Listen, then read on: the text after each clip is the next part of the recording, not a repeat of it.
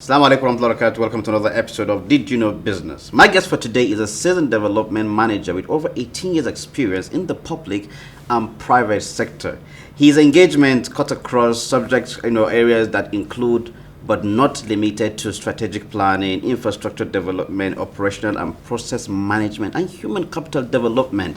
My guest for today holds a BSc in economics, an MBA in entrepreneurial management, and several associate membership, including the Harvard Kennedy School of Government, USA, Dale Carnegie of Georgia, USA, and Public Service Institute here in Nigeria.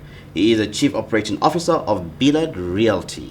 He plays an integral role in overseeing the daily operations of the organization while driving critical process targeting at the promotion, or rather promoting interdivisional synergy and collaborational strategy execution.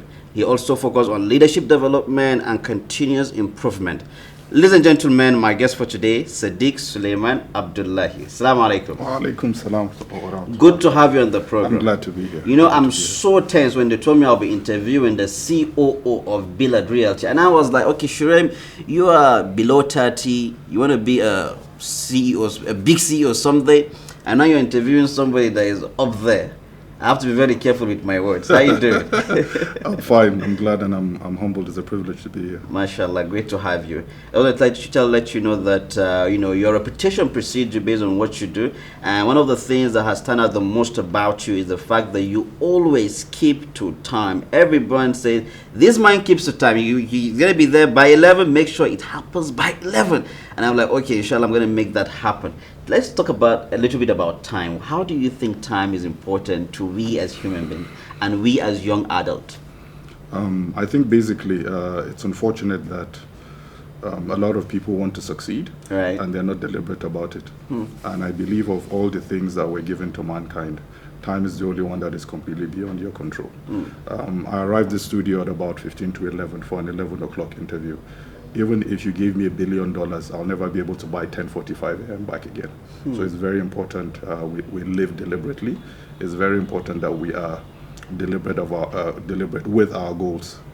If you ask the average human being how much time do you have in a day, he would say 24 hours, right? Right. You've automatically gotten it wrong because you're asleep for 7 to 8. You spend about an hour commuting to and from work, an hour for bathroom breaks, an hour having meals. So your productive hours are just between 4 and 6 every day, and you have to learn to use them wisely.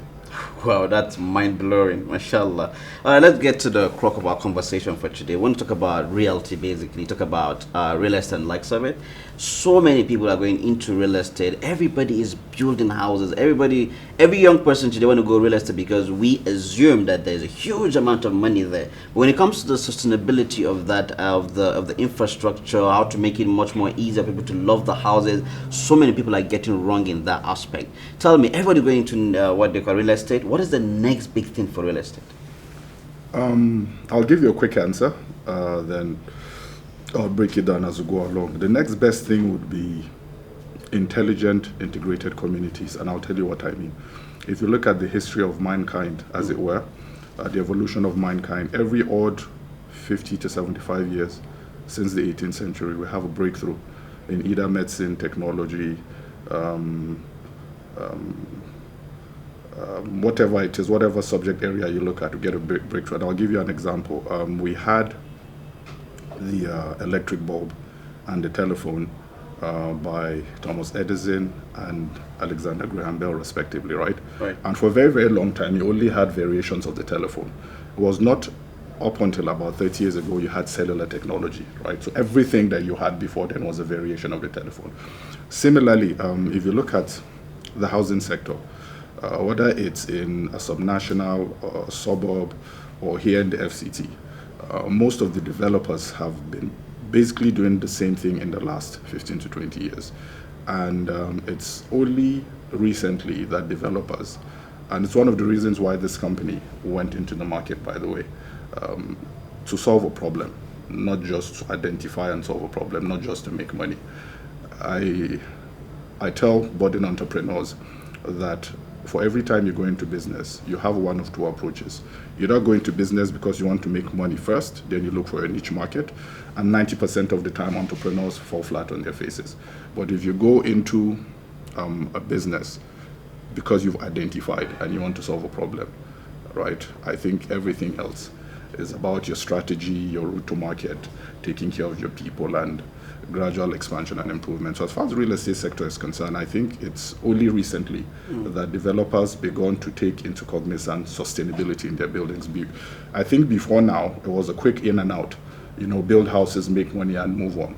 But we looked at a holistic lifestyle in terms of security, in terms of leisure, because Abuja is a budding, bustling city. So you have a playground where your kids have a safe space to play at. If my wife would want to come out and jog during the daytime, has that provision been made? You look at sustainability in terms of your working life and your life after that. You would agree with me that the bills you are paying now may be unsustainable by the time you go into retirement, 100%. And you're earning about a fifth of what you're earning now. So we're looking at energy efficiency, we're looking at carbon emission and footprints, just the general safety, sustainability, and lifestyle.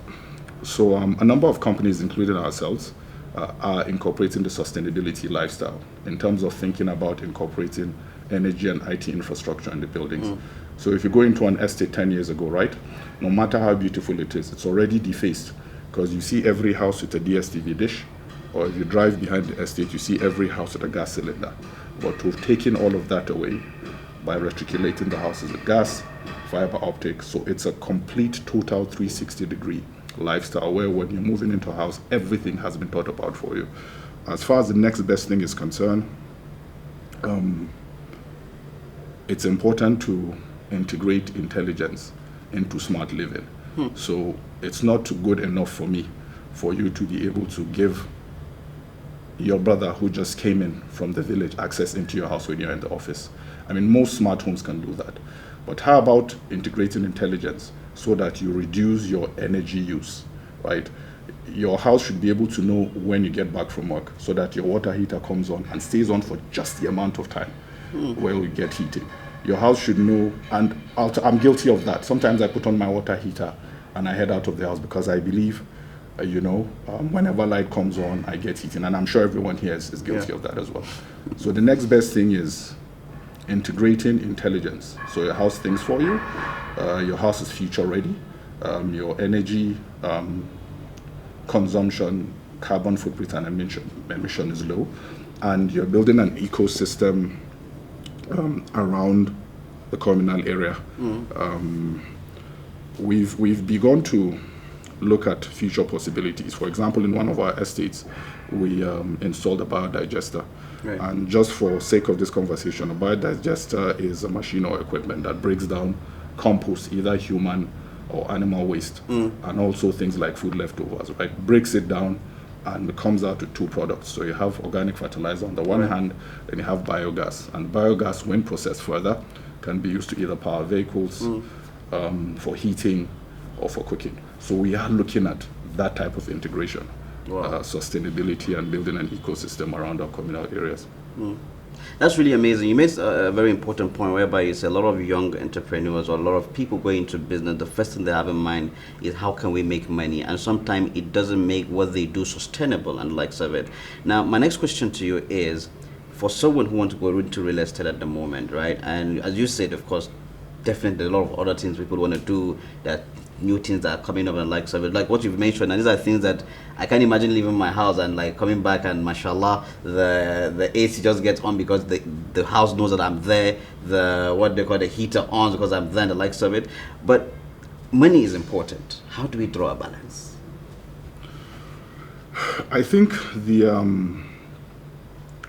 importance of R&D, research and development, cannot be overemphasized. Not just in real estate, in every business fair. I believe our Chief Business Strategy Officer, Abdullah Umar, was on this same platform and he spoke about university-industry collaboration. Sure. I won't dwell on that, but I'll speak about incorporating R&D into business. Now, I'll give you another practical example. In 2001, when cellular technology launched in Nigeria, the pioneer networks to come into the space were MTN and Econet at the time, which has changed names about 5 or 6 times and is currently Airtel, right?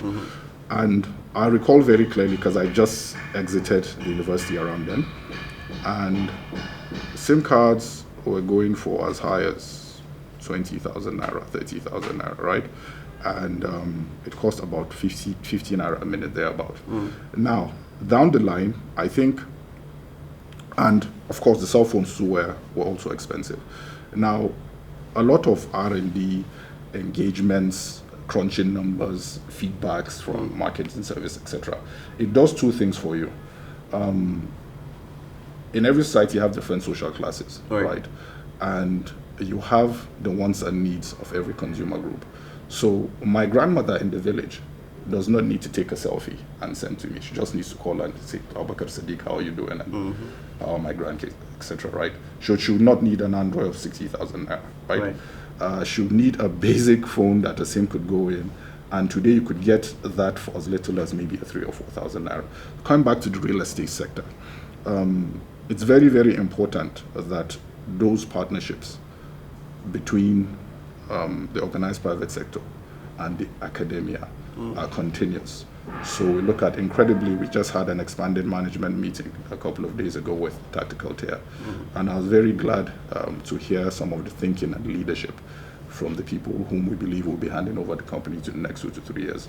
And one of my officers said, look, so we need to have a dedicated sub-unit that does R&D, so that we look at new building technology, etc. And with breakthrough innovation in technology comes cheaper costs, right? So everything you have today that costs a particular amount of money, I guarantee you, guaranteed 3 to 5 years down the line, it's going to be cheaper. Not because the quality is less, but because there's breakthrough in technology that has pointed the direction on how to get that thing done better. So this becomes either obsolete or less of quality. So I think it's very, very important. And I like to mention, in much more developed climes, right, the academic community, they make a load of money from the private sector, because everything that has to do with continuous improvement, innovation, is put on the foot of the university. So if you go to any Division I university in the United States, Stanford, Rice, Harvard, right, and you may have money to give them to research into a product or into a service, or it may be consumer behavior. Why aren't people buying, or why is it that last year that? And they'll tell you, look, we will not be able to attend to you till the next 24 months. You have to go on a queue. But it's sad that today we have local communities that are producing granules, right? A businessman wants to fabricate a machine that presses these granules and makes granite oil out of them, and he goes all the way to China. And every other state has a University of Technology. You have one in neighboring MENA, you have Owerri, you have, right? So I think it's very, very important that platforms are created where that collaboration between the academic community and the private sector. Amazing. Yes, and from innovation, creativity comes lowered cost, comes improvement in product. Amazing. So basically, when academic excellence meets with industry and enterprise, amazing things happen. That's really amazing. We're going to take a short break and we'll be right back. Thank you so much. All right, viewers, stay tuned and we'll be right back. All right, welcome back. We've been discussing with Abubakar Sadiq on a very important topic. So many people are into real estate. We want to know how or what is the new thing in the real estate, and how we as young people, or you as a business individual, can make your company more sustainable in the system. Abubakar, welcome back. Thank you so much. Before we went on a break, you said something very profound that I think so many people, don't really think about it. And that was about how you said next 2 or 3 years, you are already training people that will succeed you in owning or perhaps running your company. How important do you think that is in any company for it to become successful in the future? I think it's a cornerstone of continuity and building corporate cultures that would outlast generations. If you look at the top maybe 100 companies in the Fortune 500 list, apart from the tech companies and the people who are tech millionaires and joined the list, say maybe 8, 12, 15 years ago, most of those companies are easily 100 years plus. And one of the analogies I give my team members all the time is, if you walked into a McDonald's fast food restaurant in Boise, Idaho, in 1962, you're going to be greeted the same way. If you ordered the Big Mac, maybe in 1962, you were, say, 5 or 6 years old, and you walked into a McDonald's restaurant in 2022 in Inglewood, California. 2 different destinations, right? You'll be greeted the exact same way. And the Big Mac is going to taste exactly the same like it tasted, as long as it's the same burger you ordered. I think successful companies are built on amazing corporate culture, and systems make for success, but people drive systems. So when you build a system with an excellent culture, you also have to invest a lot in the people that are going to take it to the next level. So by rule of thumb, for every responsibility I've been privileged to handle in the last 19 years of my career, my initial priority is to identify and begin to mentor the people, because anything could happen. You may get bored and want to have a career change, right? You may die. Kullu nafsin za'iqatul maut. Absolutely. Right. You may get a better offer in another organization, and we're human beings. As primitive as it sounds, everybody likes to make progress, move on, be better, etc. So the first thing that comes to my mind is, how do I ensure that knowledge is captured and transferred? How do I ensure that the success being enjoyed by either my team or the company at large, because I run the operations of the entire company now, right, is not truncated by the fact that I stepped away, either by career change, retirement, death, etc. So not just for Billard Realty, I think in whatever sphere, either the public or private sectors, we've seen amazing turnarounds in countries like Malaysia, Singapore. If you go and read about those countries, they're very, very deliberate about their succession plan.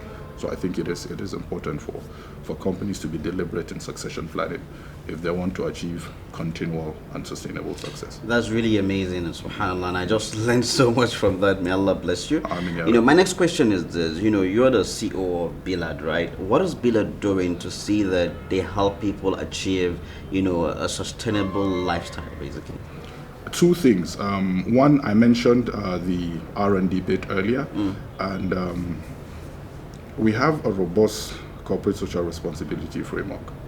And besides social investments, which I think, personally, I think there's room for us to do more, because social issues won't go away. Sure. And the truth of the matter is, one of the essential mistakes that private sector practitioners have is they assume the government, you know, would do everything. And the truth of the matter is, unless if you are in a monarchy or a welfarist system, the government would be limited to foreign policy, maybe defense and regulation.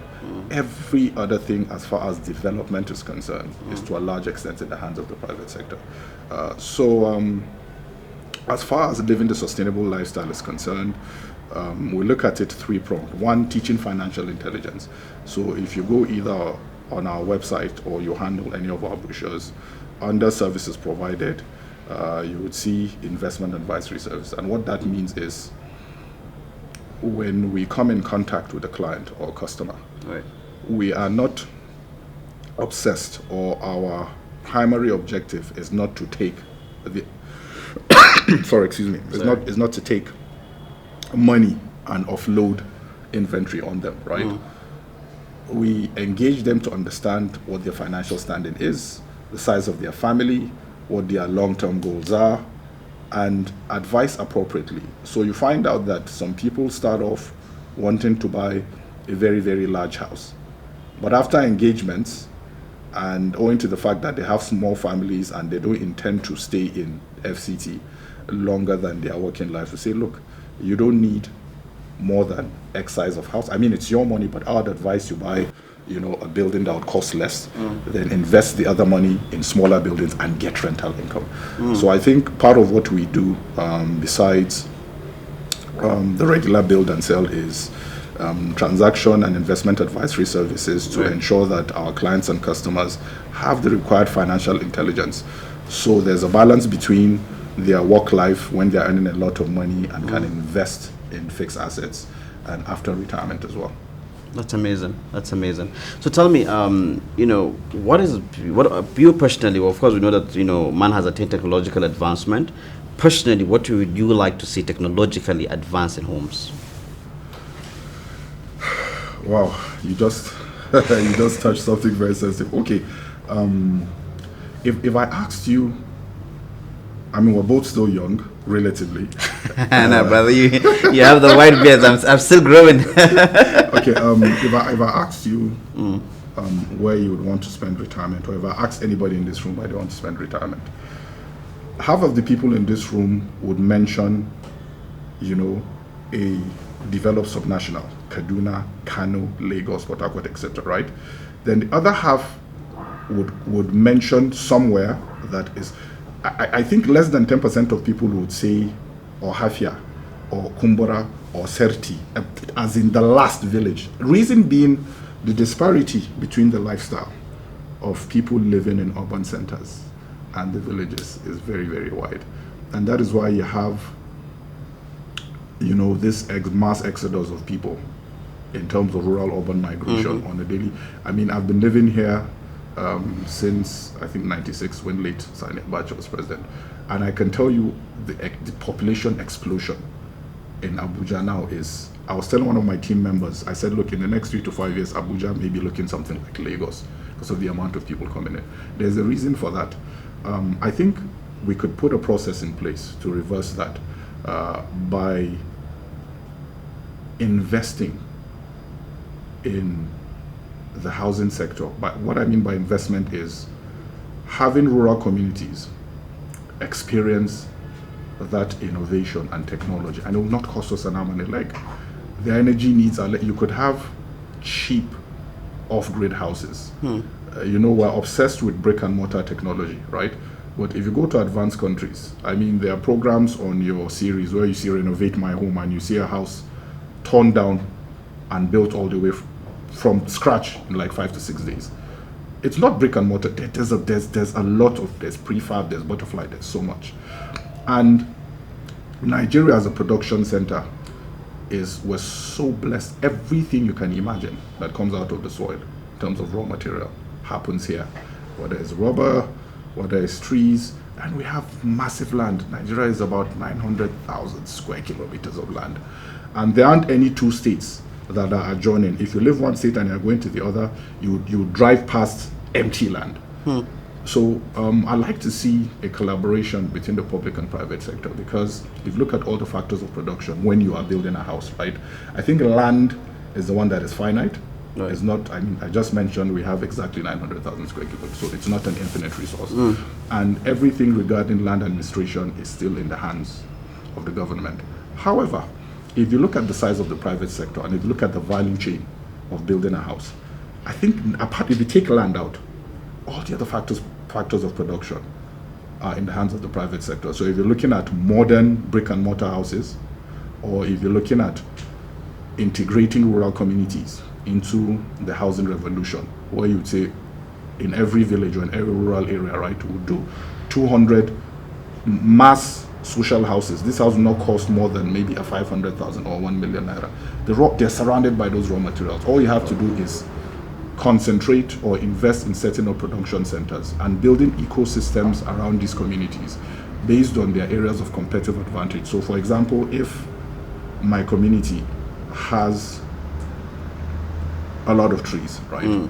Or if my community has a lot of crystal talc, so you find out that there's that particular community in Birnin Kebbi that produce prefab boards. There's another community that produces plastic handles for doors, etc. Right?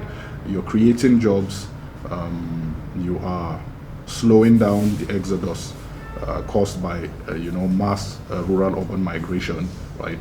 And hopefully 10-15 years down the line, if you ask any public servant or any private sector practitioner that has spent the better part of his life in Lagos or in Port Harcourt or in Abuja, where do you want to retire?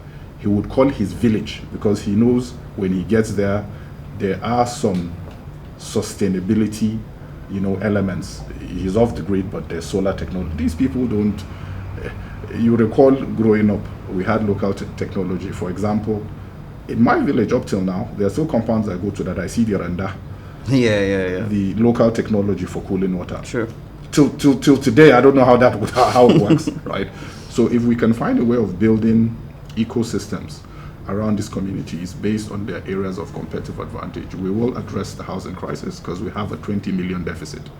And our population is growing in geometric progression.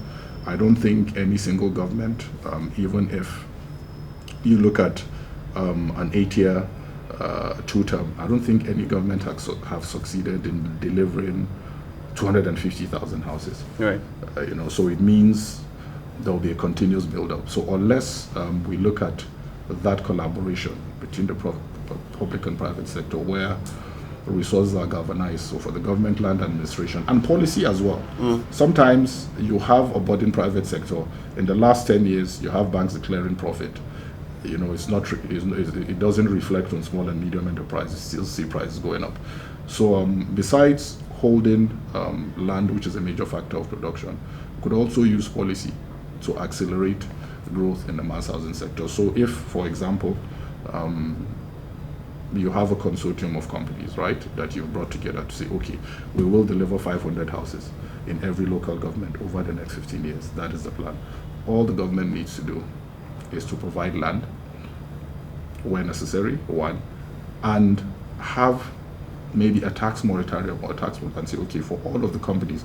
So imagine banks, people that produce solar panels, plumbing materials, electric materials, anyone who feeds into the value chain and keys into that project to get a tax holiday.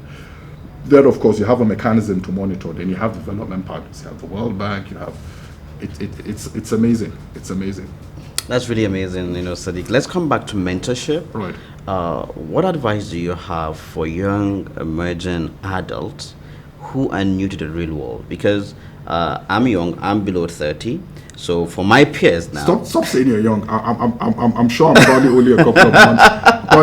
I'm sure I'm probably only a couple of months older than you. But go ahead. Well, yeah, amazing. But a lot of young people, right, are confused. Right. Should I work in the civil society? Civil service? Should I own a business? What should I do first? Some people have a talent, and they want to explore that talent. They want to unleash that innermost potential that they do have, but unfortunately, we live in a society whereby we don't have mentors to mentor people that much. Everybody basically is on his own. So what advice do you have for this young person who is lost? Okay, two things. One, in anything you're going to do, whether you're an athlete, whether you're a businessman, whether you work in the public sector, it's very, very important for you to have discipline. And one of the sure routes, to having that discipline is by following a structured path. I'll give you an example. If I got back to the office and I said, oh, I realize some of you are early birds and some of you are nocturnal. So your productive hours may be from 8 o'clock to 12 o'clock, and another person's productive hours may be sometime in that 1 hour sleeping. And I say, okay, no more attendance, no more rules regarding resumption time and closing. I guarantee you 80% of my workforce will not be in the office by 8 o'clock, regardless of if people are naturally inclined to take the lazy part, or less if they have this intrinsic burning desire to succeed. And what motivates people differ. For some, it's they're orphans and they have no choice, they have to succeed. For some, is because they grew up around excellence, whether it's public sector excellence, and they have. For some, is because, there is no hard and fast rule to what motivates people, but my initial advice, I said two things. My initial advice to every young person that wants to be an entrepreneur is you have to be disciplined. And the best way to have discipline is to work in a structure. So I rarely advise people who just finish university to leave university and dip their hands in entrepreneurship. You know why? Right. There are basic elements that are required for a budding business person or a young entrepreneur to succeed. And we're still not where we should be as a country. I'll speak about 4 things very quickly. Transport infrastructure. So whether you are in the product or service market, you need transport infrastructure. You need energy infrastructure, and you know what the story is. You need IT infrastructure, right? Then you need access to credit. You see these four things: transport infrastructure, energy infrastructure, IT infrastructure, and access to credit. If these four elements were at 70% or above, right?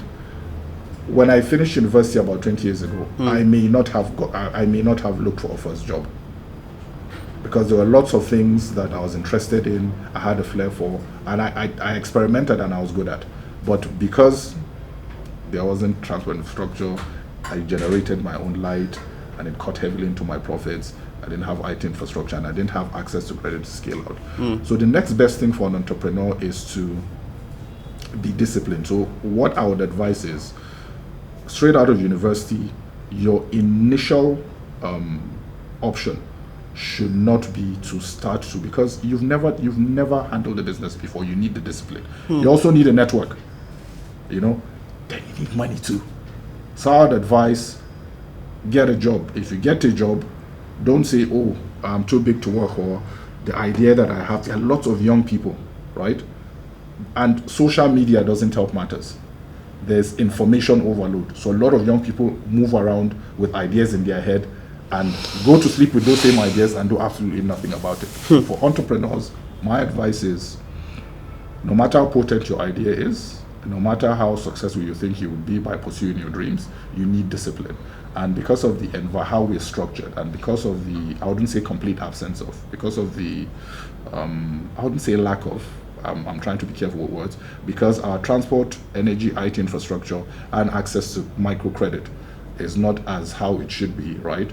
You're better off getting a job, whether it's in public or private sector. Be disciplined. Learn how to be disciplined enough to wake up, make your bed, make your breakfast, come to work and wait. Then build a network. Learn how to write, learn how to make a high impact presentation. Because if I'm going to make a pitch for somebody to invest in my business, it has to be impeccably packaged. No matter how intelligent, and even if you're an honor student, if you've never worked before, you'll still be wet behind the ears. So for me, the biggest advice I would have, and here's the thing, for myself and my colleagues in the C-suite, right? We all have extensive work experience serving other people in different sectors. So you build a network, you learn soft skills, whether it's building and leading teams, because nobody achieves success alone, right? That would be my advice. And the second thing is, once you feel you're ready, you've cut your teeth, you've built a network, you go with your gut feeling. There's never ever, life will never ever present the perfect conditions for you to start something that is important, whether it's getting married, starting a postgraduate degree, life will never ever ever ever present you with perfect conditions. So once you've straight out of college, you've built a discipline, built a network, have a little bit of savings, and you cut your teeth, and your gut instinct tells you it's time to take the leap of faith. Do it. There's a 50% chance that you'd fail, but guess what? There's also a 50% chance that you'd succeed.